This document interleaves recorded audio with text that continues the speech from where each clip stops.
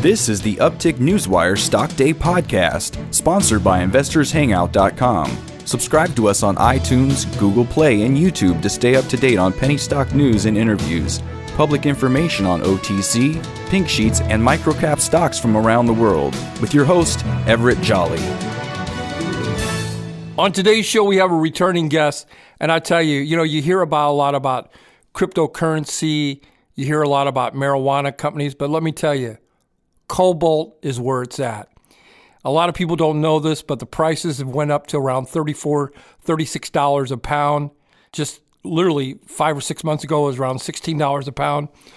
With us today is First Cobalt Corp. Well, they trade on the OTCQB, ticker symbol FTSSF. They also trade on the TSX Venture, ticker symbol FCC. And with us today is the CEO of that company. We're going to talk about Cobalt. Is Trent Mell. Trent, welcome back to the show. Everett, thanks very much for having me. I hear about blockchain, I hear about marijuana, but you guys are the silent mineral that's creeping up. I mean, every time I turn around, cobalt prices are going up. What's happening on that? Yeah, I used to talk about this being a Tesla story, and frankly, it's not. If you look at even Toyota's kind of gotten on late in their laggard. Every auto company on the planet's shifting their R&D and development budgets over to producing EVs, and not just one, but multiple electric vehicles. And so, you look at last year, 2016, we sold about 750,000 EVs worldwide.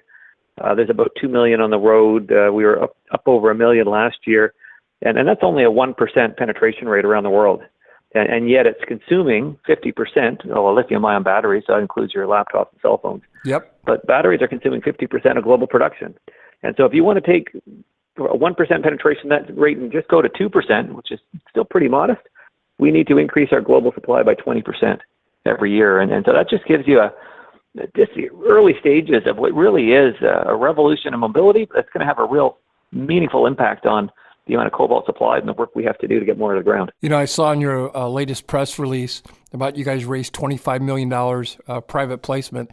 Talk to us what has been going on with your company since the last time you were on the show in November 27th. Yeah, so this company, by way of reminder, we only got going last March. I come from larger mining companies. I was at Barrick Gold, and I worked at Sherritt and a bunch of other players. But we believe that the world needs more cobalt. We believe there is a shortage, and it's probably going to be like that for a number of years. Having said that, miners have never gone out and looked for it, right? So we've put this company together. We got strong interest. We merged 3 companies together because we thought if we're going to be successful, you need scale. With scale brings a bigger shareholder base and better liquidity, and all of that basically translated into strong demand for our share currency, and we were able to vote and raise money at the end of the year.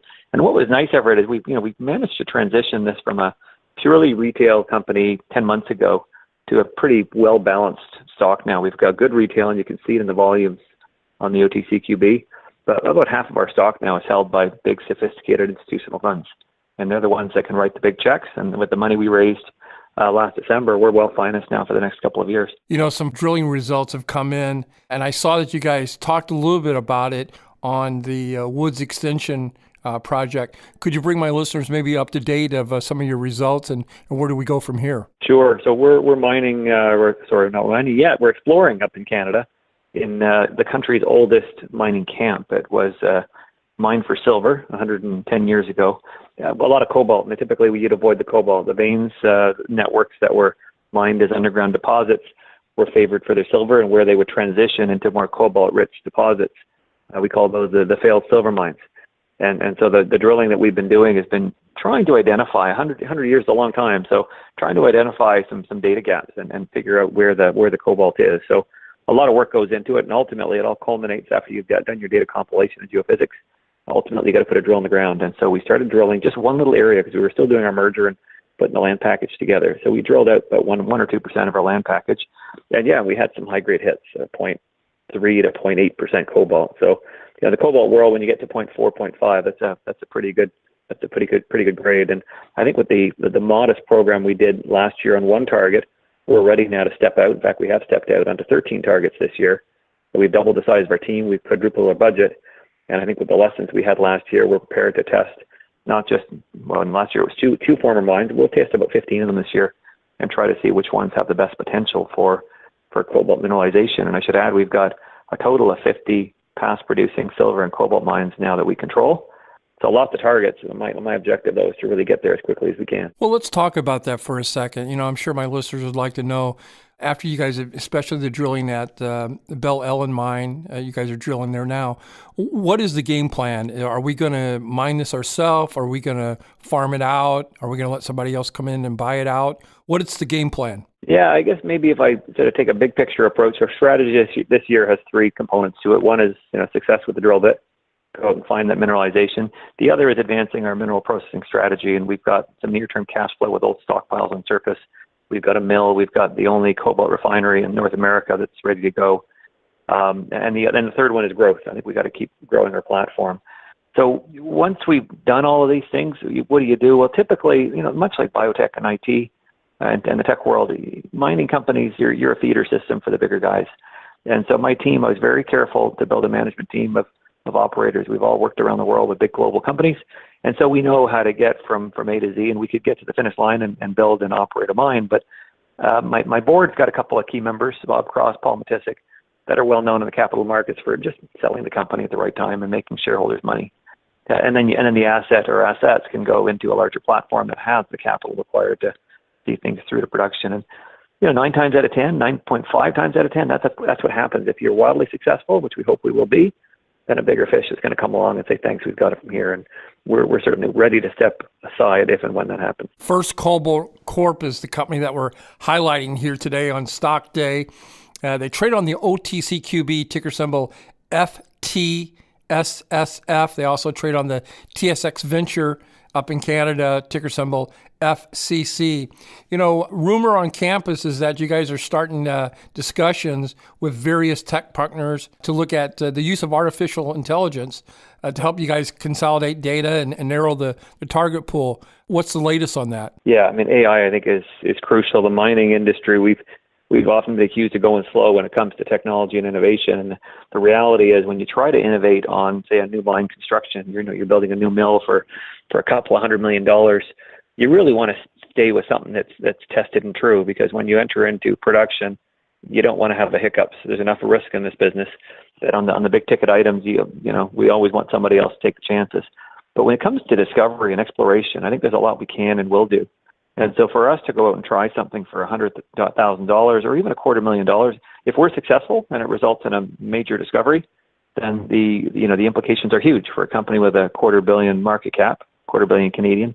The returns are massive, and how could you not take it? Because you can always backtrack or try different approaches. So what we've done is we've got 100 years of data, and really it's been trying to take paper logs and drawings and mine plans and put them into 3D, put them in a digital format, and we've done that. But with 100 mines across the camp, 50 on our property, it's a lot of work, and so there's ongoing data compilation. But once you've done all of that, you've got a great model for a geologist and our structural geos to look at and to try to interpret what's going on with Mother Nature and where to target our efforts. But given that we're looking not just at one mine, but a district, AI can come in there and basically run predictive modeling algorithms effectively and tell you, look, based on what we're seeing, we think the fault structures or the controlling features of mineralization up here in the north are going in this direction. Maybe in the central part of the camp, you may want to drill in this underexplored area. And so that's the kind of conversation we're doing. IBM has done it. IBM Watson did it with one of the majors. There's actually some smaller, probably more nimble players out there that do the exact same thing. So the idea is we keep going with the data compilation.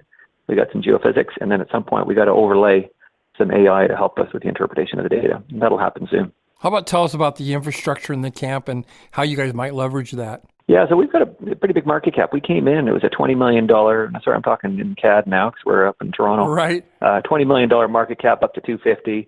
Our market cap, our share price rather, has tripled through the merger. So that shows, I think, that we're on the right track. And part of that is we've got some real tangible assets up there. We do have a mill that we got from one of the companies, Cobalt. We do have, most significantly, a refinery, and that refinery's got about a $80 million US replacement cost. And the refinery is, what it does is it takes your milled material and it can produce either a cobalt carbonate, or you can upgrade it to a cobalt sulfate, which is basically the battery grade material that you need to produce electric vehicles. And so that asset is the only one in North America that exists. And why it's unique, twofold. One is most of the battery material now for cobalt is being made out of China. So it gives you a North American platform on which to build out your auto industry. And the other is a unique feature of North American cobalt deposits is they got a high arsenic content. And that's just the way Mother Nature made it. And the Chinese refiners and most of the refineries around the world can't accept that kind of material. Arsenic is a tricky element to deal with, and our refinery was built specifically to remove the arsenic in a safe manner, an effective manner. And so it's a proven flow sheet. It's got all the permits and a high capex. So that I see that as a real strategic asset. And when I talk about trying to grow the business, I think we can grow the business in North America with a view to trying to activate this refinery sooner than later. You've been listening to Trent Mell. He's the president and CEO of First Cobalt Corp. They trade on the TSX, ticker symbol FCC. I was going to ask you, I saw one of your press releases, you guys acquired some new properties. Do you plan on making any additional acquisitions in 2018? So in our particular area where we are, we've locked up about half of a camp, which is pretty unusual. A junior typically, the old adage is if you want to find a mine, look in the shadow of the old mine. Sometimes you look in the old mine itself and you find the new mine underneath, as I did in a past life. In our case, we've got, again, as I mentioned, 50 mines. And so we've got a lot of targets. And we got half the camp. We don't need the other half of the camp right now. I think we've got to figure out what we have.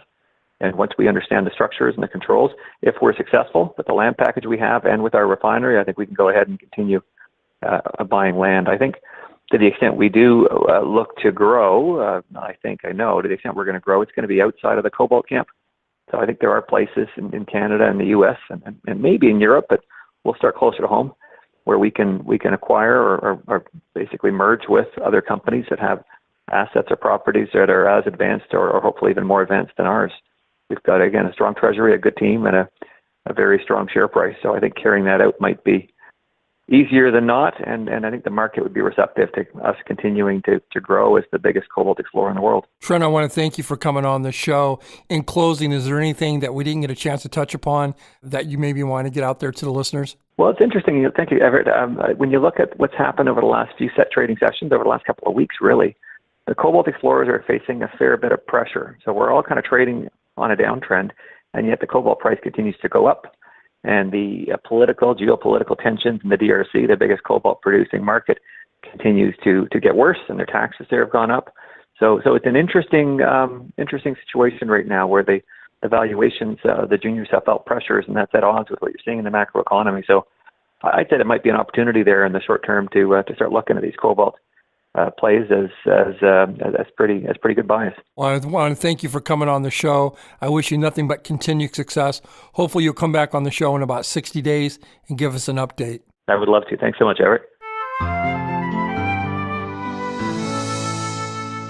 This program is entirely sponsored and produced by Uptick Newswire, LLC, which is responsible for the content. The opinions and information provided on this program are those of the guests and those of the respective companies they represent, and do not necessarily reflect those of the staff or management of Uptick Newswire. Uptick Newswire encourages all listeners of this program to do their due diligence and research when determining investment strategies that will work for them, or to seek the assistance of an investment professional. The guests of this program may have paid for its distribution and are not directly affiliated with Uptick Newswire or this station.